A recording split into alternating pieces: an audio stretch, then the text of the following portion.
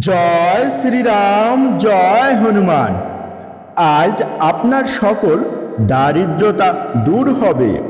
জীবনে টাকা ও সাফল্য নিশ্চিত।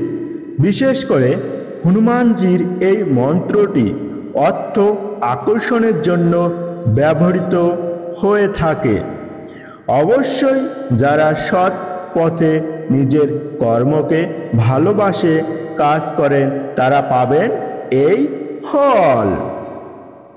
যেমন ছাত্ররা, ব্যবসায়ী, কৃষক, মজুর, চাকরিজীবী সবাই এই মন্ত্র পাঠ করতে পারেন। যারা মন থেকে কর্ম করেন, হনুমানজির কৃপায় তাদের সকল বাধা কেটে যাবে। ঘরে থাকবে অসীম ধনরাশি, জীবনে আসবে সুখ। হনুমানজির মহাশক্তিশালী মন্ত্র পাঠ করলে আর কোনো দুঃখ থাকবে না। চলুন তাহলে আমরা সকলেই শ্রবণ করি হনুমানজির এই অর্থ ও ধন সম্পদশালী মন্ত্র, যা আমাদের জীবনকে বদলে দেবে। ওং শ্রী হনুমতে নমঃ। কুবেরং ধনদেহি মে চ বৃত্তং, সর্বদা অবিনাশী সদা ফলং ন পুরুষঃ। কুবেরং ধনং দেহি মে চ বৃত্তং, সর্বদা অবিনাশী সদা ফলং পুরুষঃ। ওং শ্রী হনুমতে নমঃ। কুবেরং ধনং দেহি মে চ বৃত্তং, সর্বদা অবিনাশী সদা ফলং কুরু সাহা। ওং শ্রী হনুমতে নমঃ।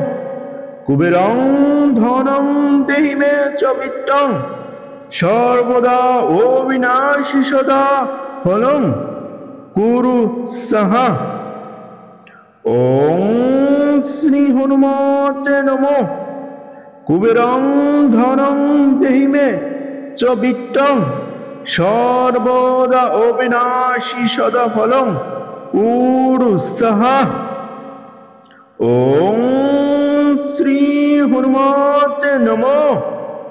কুবেরং ধনং দেহি মে চ বৃত্তং, সর্বদা অবিনাশী সদা ফলং কুরুষঃ। ওং শ্রী হনুমতে নমঃ। কুবেরং ধনং দেহি মে চ বৃত্তং, সর্বদা অবিনাশী সদা ফলং কুরুষঃ। ওং শ্রী হনুমতে নমঃ।